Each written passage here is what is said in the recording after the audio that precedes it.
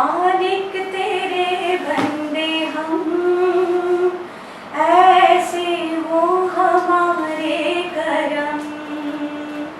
नेकी पर चले और बदी से डरे, ताकि हंसते हुए निकले दम।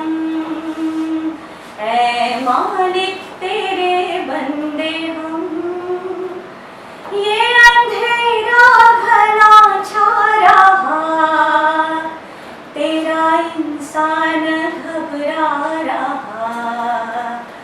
हो रहा बेखबर, कुछ ना आता नजर, सुक्का सूरज छुपा जा रहा। है तेरी रोशनी में जो दम, तो अमावस को कर दे पूनम। नेकी पर चले और बदी से डरे, ताकि हंसते हुए निकले दम। ऐ मालिक तेरे बंदे हम। आज आपका स्वागत है सेहत की बात में। आज का हमारा विषय है महिला रोग समस्याएं, जिसका समाधान लेके आए हैं महिला रोग विशेषज्ञ डॉक्टर राशि मैम, जो कि IVF स्पेशलिस्ट भी हैं। मैम हमें बताएंगी कि हम औरतों को कैसे इससे प्रभावित होने से दूर रहें, कैसे स्ट्रेस को कम लें और कैसे समस्याओं को घर बैठे बैठे हम लोग समाधान कर सकते हैं। मैम आप इस पर थोड़ी रोशनी प्रकट कीजिए। नमस्कार। जैसा कि हम सभी जानते हैं कि WHO ने इसे एक वैश्विक महामारी पेंडेमिक के रूप में घोषित कर दिया है। और जब से ये महामारी यानी कोरोना हमारे पूरे विश्व में आई है, तब से सभी लोग इसको लेकर के चिंतित हैं। और यदि सभी लोग चिंतित हैं तो बट नेचुरल हमारी जो महिलाएं हैं, हमारी जो बच्चियां हैं, हमारे जो भी घर के परिवार के लोग हैं, सभी इसको लेकर चिंतित हैं। परंतु पूरे परिवार की जिम्मेदारी, जैसे आप जानते हैं, कि एक महिला के ऊपर होती है, और उसी वजह से शायद महिलाएं इसको लेकर के कुछ ज़्यादा ही चिंतित हो रही हैं। और इसी वजह से आज ये आपने विषय बहुत अच्छा चुना है, और हम महिलाओं से संबंधित जो भी इसमें समस्याएं हैं वो उस पर हम डिस्कस करेंगे। परंतु सबसे पहले मैं बताना चाहूँगी कि भारत में जो पहला केस पाया गया था वो 30 जनवरी को पाया गया था, और उसके बाद आज आप देख रहे हैं कि इसकी संख्या दिन पर दिन बढ़ती ही जा रही है। और जैसे जैसे इससे ग्रसित व्यक्तियों की संख्या बढ़ती जा रही है, वैसे वैसे मुझे लगता है कि सबका मानसिक तनाव भी बढ़ता जा रहा है, विशेषकर महिलाओं का। कुछ महिलाएं ऐसी भी हैं जिन्हें घर में भी और बाहर भी काम करना है, और उन पर इसका कुछ ज़्यादा ही असर हो रहा है। तो आइए हम कुछ महिलाओं से संबंधित ही रोगों के बारे में आज चर्चा करते हैं कि उन पर इस कोरोना की जो वैश्विक महामारी है उसका क्या इफेक्ट आ रहा है।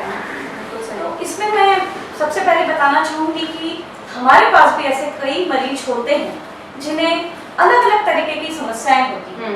विशेषकर यदि हम देखें तो उनको जो मेंस्ट्रुअल डिस्टर्बेंसेस या पीरियड्स की जो प्रॉब्लम होती है वो बहुत कॉमन है, वो वैसे भी होती है। उसका इस बीमारी से सच कोई संबंध नहीं है कि ये बीमारी की वजह से वो बढ़ी है या ये बीमारी उस पर कोई इफेक्ट डालेगी, ऐसा नहीं है। परंतु वो एज यूजुअल सभी में होती है, हर एज ग्रुप में होती है, चाहे वो बालिकाएं हों जिनका जस्ट मेंस्ट्रुअल पीरियड स्टार्ट हुआ हो, चाहे वो यदि बीच के ग्रुप की महिलाओं जैसे 20 से 30 वर्ष की आयु की महिला है उनका हो, या वो और अधिक आयु वर्ग की हो, 45 से 50 वर्ष हो, जो पेरीमेनोपॉजल एज ग्रुप में आते हैं। तो हर एज ग्रुप में पीरियड से संबंधित या मेंस्ट्रुअल इरेगुलरिटी से संबंधित समस्याएं आती ही रहती हैं। तो अभी हमारा ये उनसे अनुरोध है, कहना है कि यदि आपको कोई माइनर प्रॉब्लम है तो बेहतर होगा कि आप अपने डॉक्टर से टेलीफोनिकली, टेलीकम्युनिकेशन के थ्रू आप अपनी समस्याओं का समाधान करें। और इसी के लिए शायद ये ऐप बहुत अच्छा है, आयु जो ऐप है उसे डाउनलोड करें और उसके थ्रू आप अपनी माइनर प्रॉब्लम्स को घर पे ही बैठ करके डॉक्टर की सलाह से उसे आप उसका निवारण कर सकते हैं। पर यदि आपको वो समस्या कुछ ज़्यादा हो गई है, क्योंकि अभी पिछले कुछ दिनों में मैं आपको बताऊं कि ऐसी बहुत सारी महिलाएं आई जो कि पिछले 2 महीनों से इस प्रॉब्लम से जूझ रही हैं 2-2 महीने लगातार ब्लीडिंग वाली। कल ही मेरे ओपीडी में 3 पेशेंट्स ऐसे आए जिनका एक का हीमोग्लोबिन 4 ग्राम, एक का हीमोग्लोबिन 6 ग्राम, एक का 7 ग्राम, इतना रह गया, क्योंकि लगातार 2 महीने से उनको ये ब्लीडिंग की समस्या थी और उन्होंने इसके लिए कोई भी उन्होंने उपचार नहीं लिया। तो ऐसी परिस्थिति में यदि कोई इमरजेंसी है तो डेफिनेटली आपको डॉक्टर के पास आना है। इतना भी घबराने की जरूरत नहीं है कि हर जगह या हर हॉस्पिटल या हर नर्सिंग होम हर जगह कोरोना के मरीज हैं, ऐसा नहीं है। विशेषकर ये जो प्राइवेट नर्सिंग होम्स हैं, जो छोटे हॉस्पिटल्स हैं, उनमें जिनमें हम प्रेग्नेंट लेडीज को और सिर्फ महिलाओं को देखते हैं, उनमें तो ये इस बात का विशेष ध्यान रखा जा रहा है कि वहाँ कोरोना के मरीज या कोविड-19 के पेशेंट्स नहीं हो। तो इसलिए वहाँ आने में उनको कोई दिक्कत नहीं होनी चाहिए। और यदि इतनी ज्यादा इमरजेंसी है, ज्यादा प्रॉब्लम है, या आपने टेलीफोनिकली जब हमसे कंसल्टेशन ले लिया है उसके बावजूद आपको फायदा नहीं हुआ, तो ही आप अस्पताल तक आए, हमसे संपर्क करें, डॉक्टर को दिखाएं और अकॉर्डिंगली उसका जो भी प्रॉब्लम है उसका हम समाधान करें। मतलब कोरोना से डरकर घर में ना बैठे रहें। हाँ, मतलब ये स्थिति ले आए कि 4 ग्राम हीमोग्लोबिन हो गया, इतना भी वो नहीं करें और टाइम से आप डॉक्टर से संपर्क करें और आकर दिखाएं और उसके हिसाब से हम जो भी ट्रीटमेंट है, जैसे माइनर जो भी ऑपरेशंस हैं वो आज की डेट में हम कर रहे हैं। मेजर ऑपरेशंस के लिए जो हमें ICMR की गाइडलाइंस हैं उसके अकॉर्डिंगली जब तक हम कोविड-19 का टेस्ट नहीं करा लेते तब तक हम कोई मेजर सर्जरी नहीं कर सकते। और बहुत सारे शहरों में तो ये टेस्ट प्राइवेट लैब्स में अवेलेबल हैं, तो उनमें ये टेस्ट कराने के बाद वो मेजर सर्जरीज भी करते हैं। क्योंकि आप समझ सकते हैं जैसे प्रेग्नेंट लेडीज हैं तो उनकी डिलीवरी या उनका यदि सिजेरियन होना है तो उसे तो हम नहीं टाल सकते ना, वो तो होना ही है। जो नेचुरल चीजें हैं वो तो अपने कोर्स में होनी ही है, वो इस कोरोना की वजह से या कोविड-19 की वजह से किसी भी तरीके से प्रभावित नहीं होगी। तो वो सब करने के लिए हमें अकॉर्डिंगली जो भी हमें गाइडलाइंस हैं उसके हिसाब से हम उसको ट्रीटमेंट दे रहे हैं। तो हमें इस तरीके से घबराने की जरूरत नहीं है कि हर जगह कोरोना या कोविड-19 के पेशेंट्स हैं। परंतु ये बात एकदम सत्य है कि यदि उनको किसी इस बीमारी की वजह से या किसी भी कारण से घर से बाहर निकलना है तो जो सावधानियां बताई गई हैं उन्हें जरूर फॉलो करना पड़ेगा। उनको मास्क लगाना अति आवश्यक है। बहुत सी महिलाएं हमारे ओपीडी में ऐसी आ जाती हैं कि जिन्होंने मास्क नहीं लगाया होता, सिर्फ साड़ी के पतले से पल्लू को वो नाक पे और मुंह पे ढक लेती हैं। आ रहे हैं, इस तरीके के लोग आ रहे हैं, तो उन्हें ये विशेष सावधानी बरतना जरूरी है कि अपना मास्क प्रॉपर यूज करें। सैनिटाइजेशन जो है, हॉस्पिटल के गेट पर भी हमने सैनिटाइजर की व्यवस्था करी है। हर व्यक्ति जो भी हॉस्पिटल में एंटर होता है उसके हाथों पर पहले सैनिटाइजर डाला जाता है, उसका टेम्परेचर देखा जाता है और उसके बाद ही उसे अंदर एंटर किया जाता है। तो इस वजह से किसी एक पेशेंट या किसी की वजह से किसी दूसरे को हानि न पहुंचे, किसी दूसरे को प्रॉब्लम नहीं हो, इसका पूरा ध्यान इन नर्सिंग होम्स में, इन मैटरनिटी होम्स में रखा जा रहा है। इसलिए किसी भी महिला को यदि मासिक से संबंधित कोई ज़्यादा प्रॉब्लम हो तो वो हॉस्पिटल आ सकती है। अदरवाइज बेटर है कि वो टेलीमेडिसिन के थ्रू टेलीफोनिक कंसल्टेशन लें तो वो ज़्यादा अच्छा रहेगा।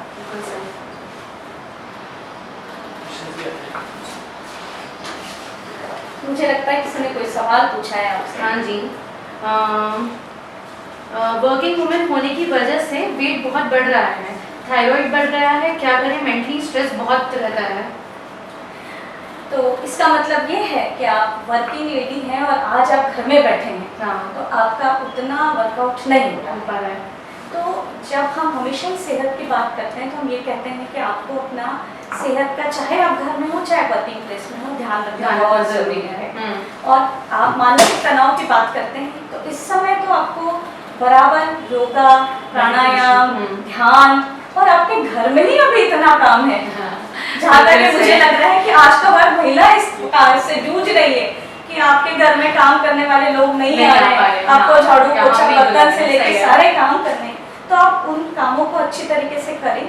मानसिक तनाव जो बात बोली उसके लिए मैं यही कहना चाहूँगी कि हमें तो सीख लेना है कि हमें इस बीमारी के साथ ही जीना है। ये बीमारी है ही नहीं, राधा रंग है, ये कोई ऐसी बीमारी नहीं है हाँ, जिसको लेकर हमें डरने की जरूरत है। हमें सिर्फ सावधानी बरतनी है। यदि हम सावधानी बरतेंगे तो ये कोई ऐसी बड़ी बीमारी नहीं है कि सबको होगी, या ये कोई जिसे कहना चाहिए कम्युनिटी स्प्रेड। हम आज हिंदुस्तान में हम इतने लकी हैं कि अभी ये डिजीज कम्युनिटी स्प्रेड पे नहीं पहुंची।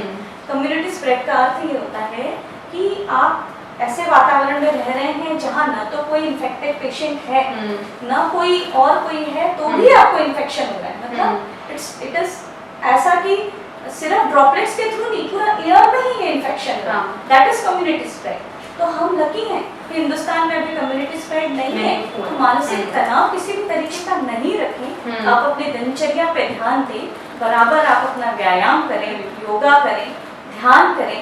घर में भी आपके लिए बहुत सारी चीजें हैं जिससे आपका मानसिक तनाव दूर हो सकता है। यदि आपकी कोई हॉबी है, उसे आपके पास कितना अच्छा समय है। ये तो बहुत अच्छा समय है कि हम अपना खुद के ऊपर अपनी हॉबीज पे ध्यान दे सकते हैं। आप परिवार के साथ कभी नहीं रह पाएंगे। वर्किंग फीमेल्स हैं, बुक्स रीडिंग हो, कुछ भी हो, वर्किंग फीमेल्स अपने परिवार के साथ नहीं रह पाते। आज उन्हें ये मौका मिला है कि वो अपने परिवार के साथ रहें, तो मानसिक तनाव तो होना ही नहीं चाहिए मेरे हिसाब से।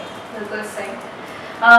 एक कारण है मैम कि सिटिंग की वजह से गैस्ट्रिक प्रॉब्लम भी बहुत बढ़ रहा है, जिसका भी वही कि आप काम करते रहिए, ज़्यादा स्ट्रेस ना लीजिए। हाँ, आपको जो मतलब घरेलू कामकाज है उसके साथ साथ अलग से अपना शारीरिक व्यायाम बहुत जरूरी है। बिल्कुल सही।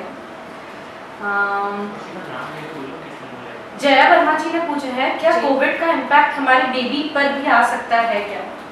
यदि वो प्रेग्नेंट हैं तो शायद उन्होंने ये सवाल पूछा है। तो मैं आपको इसका डिटेल में बताना चाहूँगी कि अभी तक जितनी भी स्टडीज हुई हैं वो ये बताती हैं कि यूट्रो प्लेसेंटल ट्रांसफर अर्थात गर्भ में पल रहे बच्चे में यदि माँ कोविड-19 से इन्फेक्टेड है तो बच्चे में ये इन्फेक्शन नहीं जाता। ये पॉजिटिव चीज़ है कि यूट्रो प्लेसेंटल ट्रांसफर या उसे वर्टिकल ट्रांसफर कहते हैं, वो आज तक नहीं पाया गया है।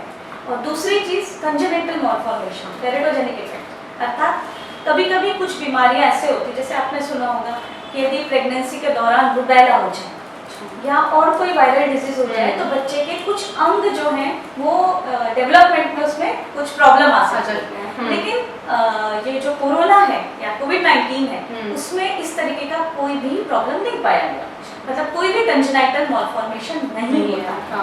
परंतु प्रेगनेंसी एक प्रकार की इम्यूनो कॉम्प्रोमाइज स्टेज होती है।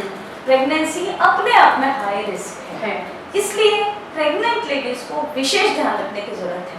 क्योंकि यदि प्रेगनेंसी में कोविड-19 होता है तो वो हो सकता है कि वो सीवियरिटी कुछ ज़्यादा हो जाए और उस वजह से माँ की वजह से फिर बच्चे को कोई प्रॉब्लम। पर वर्टिकल ट्रांसफर अर्थात थ्रू प्लेसेंटा या यदि माँ में है तो कोविड-19 बच्चे में चली जाएगी गर्भ के अंदर, ऐसा नहीं।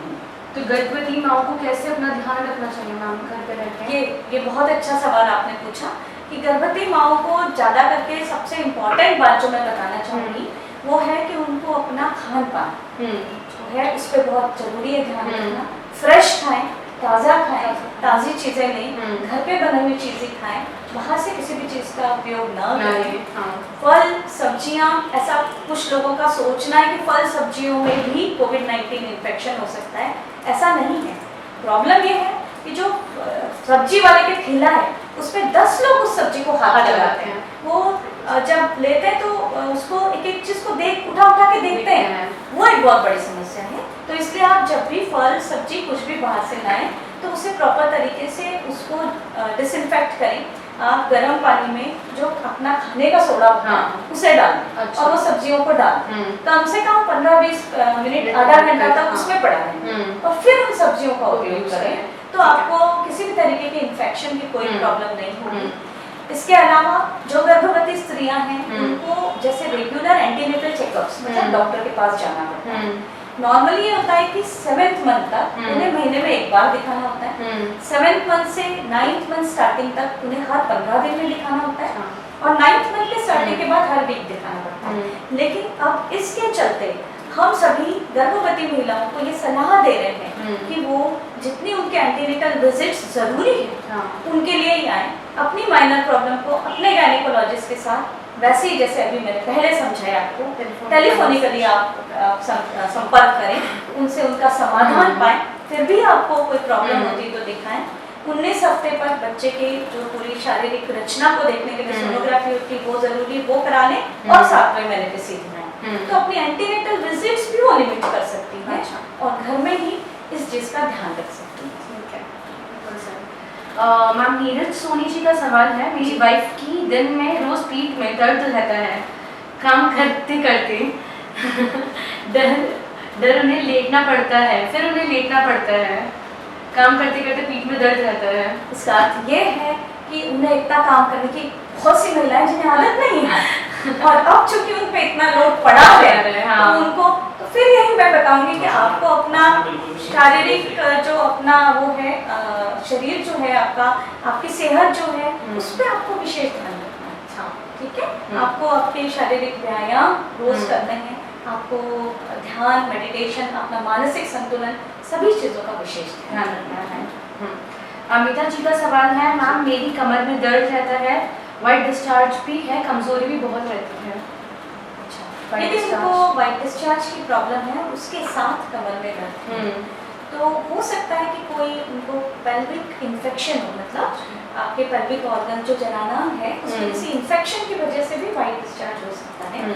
तो ऐसी परिस्थिति में उन्हें अपने जो भी उनके गायनेकोलॉजिस्ट हैं उनको एक बार कंसल्ट करना चाहिए, टेलीफोनिकली पूछना चाहिए, या यदि उनके पास एरिया में उनके कोई ऐसी गायनेकोलॉजिस्ट हैं जो अभी कंसल्टेशन दे रही हैं तो एक बार जाकर उनको दिखाना चाहिए, क्योंकि यदि वाइट डिस्चार्ज के साथ साथ वो इन्फेक्शन की वजह से है तो वो थोड़ा सा चिंता का विषय है। अदरवाइज वाइट डिस्चार्ज 90% केसेस में सिर्फ एक्सेसिव वजाइनल डिस्चार्ज होता है, तो ज़्यादा घबराने की जरूरत नहीं है।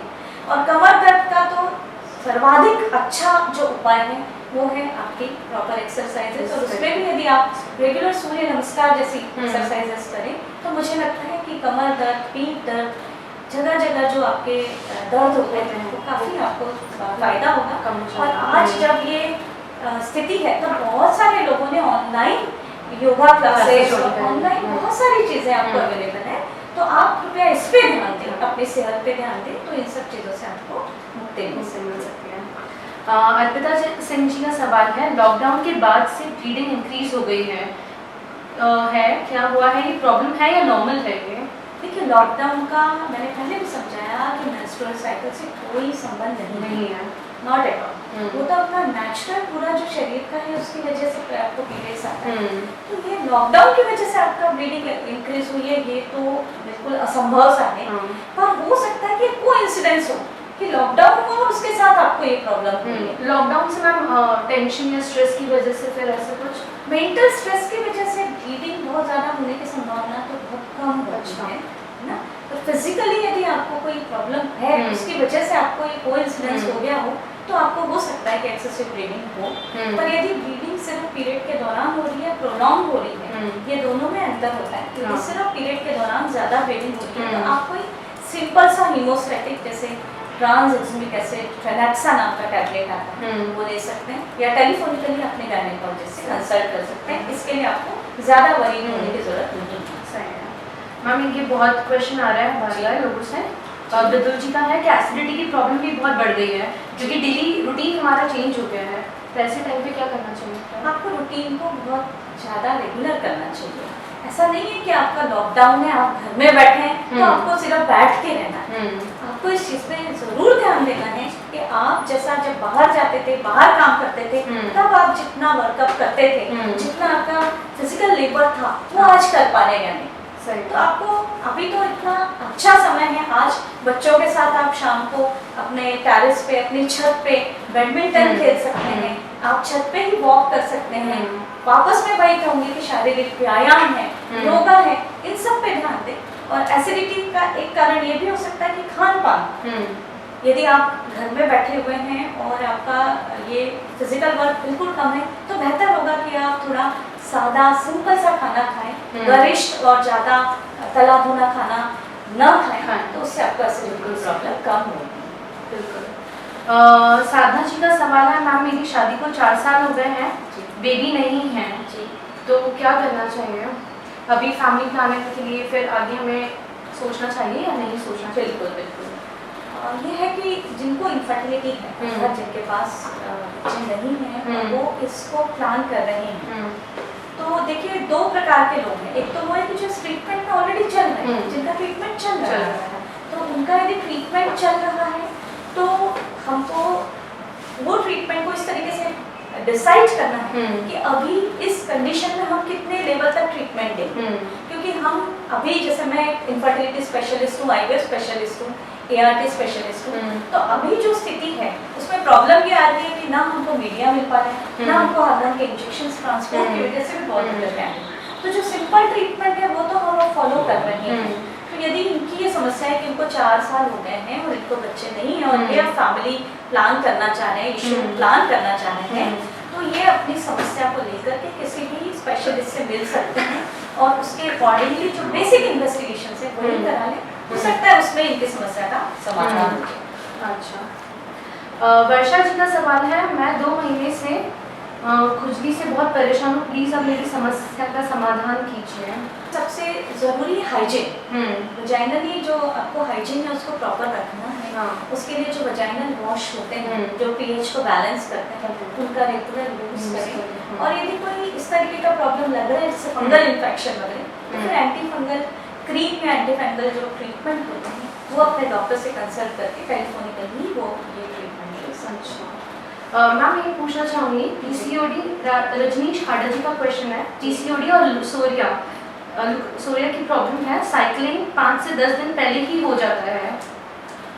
पीसीओडी पॉलिसिस्टिक ओवेरियन सिंड्रोम ये एक प्रकार की हार्मोनल इम्बैलेंस है और इसमें होता ये है नॉर्मली कि जो पीरियड है वो डिले होता है, जल्दी आने का रेयरली होता है, पर हो सकता है कि सोनोग्राफिकली या हार्मोनल टेस्ट के हिसाब से उनका डायग्नोस हो गया पीसीओडी। तो पीसीओडी एक अलग चीज है और ल्यूकोरिया एक अलग चीज है। ल्यूकोरिया अर्थात व्हाइट डिस्चार्ज, ठीक है। तो यदि पीसीओएस की समस्या है उनको, तो पीसीओएस की समस्या के लिए उनका कोई ट्रीटमेंट यदि रेगुलर चल रहा है तो वो अपने डॉक्टर को कंसल्ट करके उस ट्रीटमेंट को आगे फॉलो कर सकते हैं। और यदि उनका ट्रीटमेंट नहीं चल रहा है, उनको पहली बार किसी को कंसल्ट करना है, तो बेटर है वो किसी गायनेकोलॉजिस्ट के पास इस समस्या को लेकर के दिखाएं और उसके अकॉर्डिंगली। पीसीओडी का मैम स्ट्रेस से भी लेना देना है? बिल्कुल है, स्ट्रेस से बहुत ज़्यादा है उसका लेना देना, बहुत ज़्यादा है। लाइफस्टाइल से उसका लेना देना, आजकल की जो लाइफस्टाइल है, सेडेंटरी लाइफस्टाइल है, जो शारीरिक श्रम है, शारीरिक व्यायाम है, वो बिल्कुल कम हो गए और मेंटल स्ट्रेस बढ़ता जा रहा है। इसलिए पीसीओएस की समस्या यंग लड़कियों से लेकर के चाइल्ड बेयरिंग एज तक बहुत ज़्यादा। अच्छा, बहुत ज़्यादा। एक और क्वेश्चन आया है बिजुल जी से, एसिड पैप्टिक डिजीज बहुत रिस्की है और क्या इसका थायराइड से कोई रिलेशन है? थायराइड और एसिड पैप्टिक डिजीज का एज सच तो कोई रिलेशन नहीं है। हाइपोथायराइडिज्म अपनी जगह अलग है और एसिड पैप्टिक डिसऑर्डर अपनी जगह। एसिडिटी यूजुअली गलत खान पान से, आपका गलत समय पे खान पान, आपका नींद पूरी नहीं होना या आपका मानसिक तनाव, इन सब चीज़ों की वजह से होता है। और थायराइड डिसऑर्डर भी हार्मोनल डिसऑर्डर है और उसमें भी बहुत सारी चीज़ें ऐसी होती हैं जिसमें एक मानसिक तनाव भी है, वो भी एक कारण बन सकता है हाइपोथायराइडिज्म। इस तरीके से हाइपोथायराइडिज्म और एसिड पैप्टिक डिसऑर्डर है तो दोनों अलग अलग डिसऑर्डर, पर तनाव एक ऐसी चीज़ है कि जिसमें ये दोनों चीज़ें मैनिफेस्ट हो सकती हैं। प्रीत जी का मैसेज है, क्या फ्रूट्स एंड वेजिटेबल्स का ज़्यादा अपनी डेली डाइट में यूज़ करें जिससे बॉडी का इम्यून सिस्टम स्ट्रॉन्ग है? ये बहुत ही अच्छा क्वेश्चन है जी। देखिए, इम्यून सिस्टम को स्ट्रॉन्ग करने के लिए जो फ्रूट्स और वेजिटेबल्स की बात कही है, तो जो भी सीजनल फ्रूट्स हैं, वेजिटेबल्स हैं, उनका आप रेगुलर सेवन करें और फ्रेश तो होगा। और उसके साथ साथ विटामिन सी का बहुत रोल है आपके बॉडी की इम्यूनिटी को इम्प्रूव करने में। तो विटामिन सी जो अधिकता में पाए जाते हैं जिन चीज़ों में, जैसे अभी नींबू अच्छे से आ रहे हैं, तो नींबू की शिकंजी है, नींबू पानी है, गर्म पानी में नींबू रेगुलर लें। इसके अलावा आंवला है, ये चीज़ें आपको ज़्यादा लेने से विटामिन सी आपको प्रचुर मात्रा में मिलेगा, तो आपकी इम्यूनिटी इम्प्रूव होगी। अदरवाइज जितनी भी फ्रेश वेजिटेबल्स हैं, फ्रेश सब्जियां हैं, फ्रेश जो भी आपके फ्रूट्स हैं, उनको आप रेगुलर सेवन करें और जैसे मैंने बताया कि उनको प्रॉपर डिसइंफेक्ट करके ही यूज़ करें तो बेहतर है। मैम ये पूछना चाहूँगी मैं, और जैसे मैं भी एक मदर हूँ तो मेरी भी बेटी है, तो मुझे भी डर लगता है कि घर में कुछ लोग जो आते हैं तो मैं कैसे उसको दूर रखूँ इन सब चीज़ों से? डर लगा रहता है कि कुछ हो नहीं जाए, बाइयाँ भी आती हैं घर में, कुछ और दूसरे लोग भी आते हैं, ये शायद बहुत सारी माओं के साथ में यही स्थिति होगी, तो कैसे ध्यान रखना चाहिए? बहुत सारे लोगों ने तो जो उनके यहाँ काम करने वाली बाइयाँ हैं उनको आने से भी रोक दिया है, लेकिन वो कब तक? हाँ, जैसे हाँ। हम कह रहे हैं कि हमें पता ही नहीं है कि कब तक खत्म चलेगा, होने कब वाला है। खत्म होगा, जब तक बिल्कुल वैक्सीन नहीं डेवलप होगा, हम कह रहे हैं वैक्सीन के ऊपर भी इतने सारे रिसर्च चल रहे हैं। It will take around 1 year, 12 महीने भी लग सकते हैं उसको आने में। तो कब तक, तो ऐसी स्थिति में आपने जो पूछा बहुत अच्छा पूछा। जो भी आपके यहाँ काम करने के लिए भाई आ रही है, जो भी आ रहे हैं, सबसे पहले तो जैसे कोई आपसे मिलने आ रहा है तो उसको एक तो ट्रेवल की हिस्ट्री उसमें पूछ लें कि भाई वो कहीं कहीं बाहर से जा करके तो नहीं।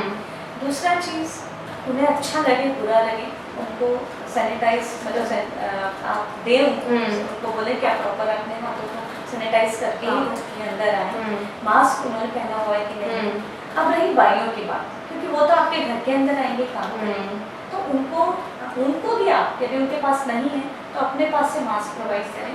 और मेरी एक सलाह है कि यदि आप इतनी सुविधा दे सकते हैं कि जो भी आपके घर में पाई आती है उसके लिए आप एक ड्रेस घर में रखें।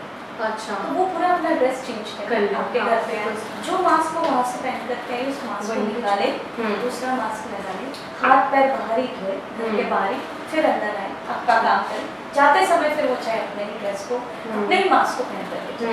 तो ये बहुत ही क्योंकि मैंने अपने खुद के घर में यही किया है, बुजुर्ग हैं घर में, जैसे बच्चे वैसे बुजुर्ग, दोनों का बहुत ध्यान रखना चाहिए।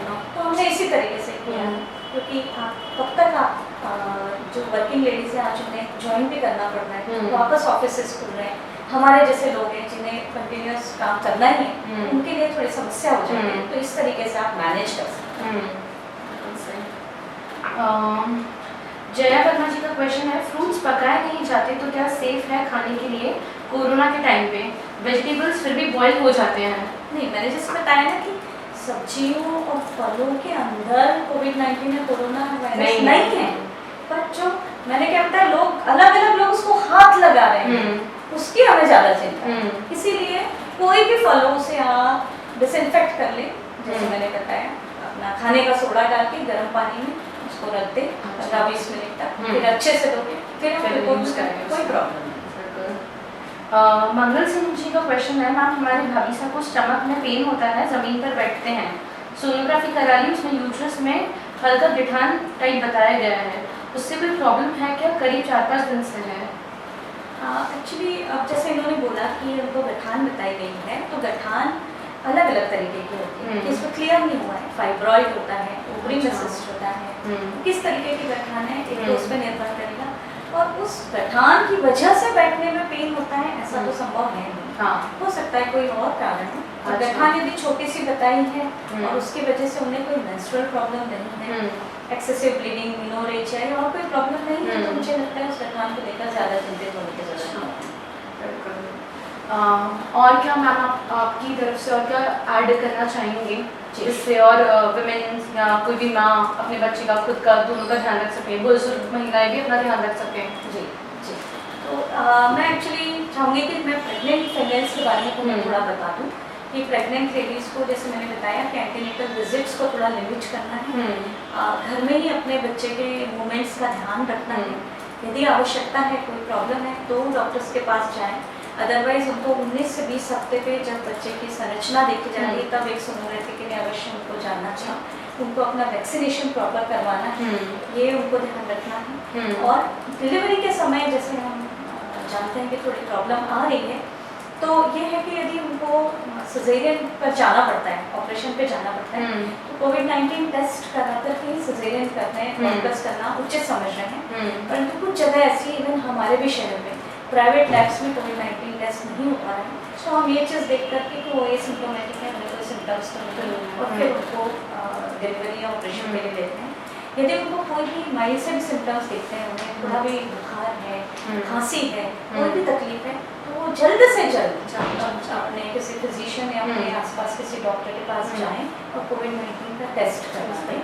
डिलीवरी के बाद यदि नेगेटिव है मदर, तब तो हमें कोई प्रॉब्लम नहीं है, यदि पॉजिटिव मदर होती है, कोविड-19 पॉजिटिव है, तो ब्रेस्ट फीडिंग को लेकर के भी काफ़ी सारी लोगों के मन में शंकाएं हैं, परंतु ब्रेस्ट फीडिंग के लिए भी है कि यदि वो रेस्पिरेटरी हाइजीन का ध्यान रखती है, रेस्पिरेटरी हाइजीन अर्थात जो है उसके चेहरे पे मास्क लगा हुआ है, उसने प्रॉपर हाथ को धो करके और फिर बेबी को अपने पास लिया है, तो ब्रेस्ट फीड करा सकते हैं। अच्छा, परंतु यदि मान लो वो बहुत क्रिटिकली इल है, वो नहीं करा पाती, तो उस समय हम एक्सप्रेस ब्रेस्ट मिल्क मतलब ब्रेस्ट से मिल्क निकाल करके और फिर उस मिल्क को बच्चे को दे देते हैं।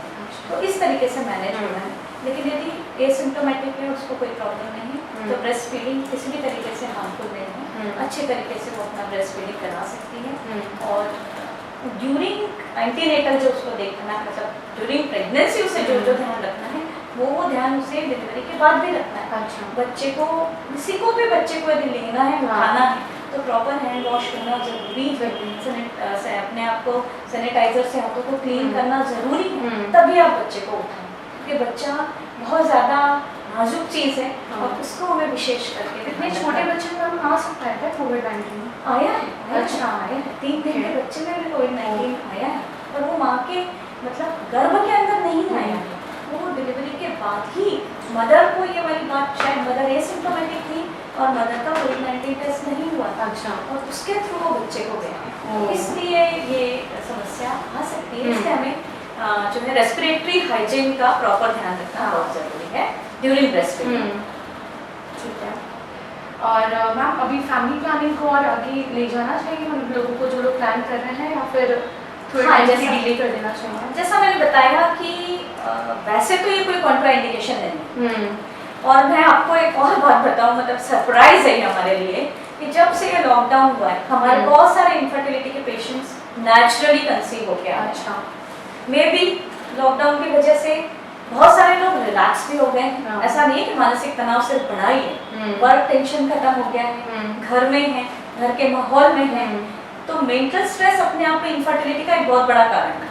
तो बहुत सारे कपल्स जो हैं वो बिना किसी ट्रीटमेंट के कंसीव होकर के आए। अच्छा।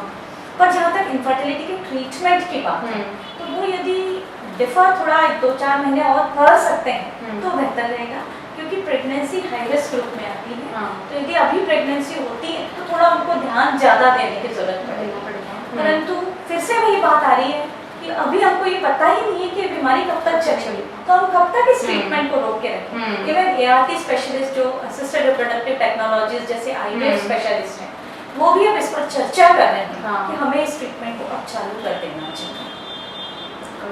और जो लोग IVF के थ्रू अपना ट्रीटमेंट ले रहे हैं, चल रहा है, तो वो अभी इस टाइम पे अपना ट्रीटमेंट बढ़ा सकते हैं, IVF के थ्रू कंसीव करवा सकते हैं, फिर उसमें भी देरी हो सकती है? वही मैं बता रही हूँ कि जो IVF के थ्रू जिनको प्रेगनेंसी प्लान करनी है, जैसे IVF उनको कराना है, तो पिछले 2-3 महीनों से तो जैसे हम कर ही नहीं रहे हैं, क्योंकि हमारे पास हर तरीके की प्रॉब्लम्स थी, ड्रग्स की प्रॉब्लम, मीडिया की प्रॉब्लम, जो मतलब हमको ट्रांसपोर्ट के थ्रू जो चीज़ें आनी थी वो आ ही नहीं पाई। परंतु अब सारी चीज़ें थोड़ी सी स्टेबलाइज हो रही है, सारी चीज़ें नॉर्मलाइज हो रही हैं, तो अब हम धीरे धीरे अकॉर्डिंगली इस ट्रीटमेंट को स्टार्ट करना चालू करेंगे। बिल्कुल सर।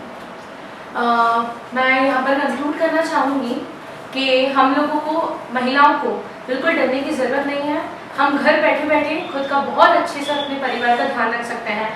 व्यायाम करिए, मेडिटेशन करिए, सूर्य नमस्कार करिए, अपने बच्चों का भी उतना ही अच्छे से ध्यान रखिए, हैंड सैनिटाइज करिए, सोशल डिस्टेंसिंग को फॉलो करें, घर में कोई भी आए उनको भी हैंड सैनिटाइज करवाएं, ताकि आप बिल्कुल सेफ, सुरक्षित रहें। और अगर आप बाहर नहीं दिखाने जा पा रहे हैं तो आप आयु ऐप के थ्रू ई कंसल्टेंसी ले सकते हैं।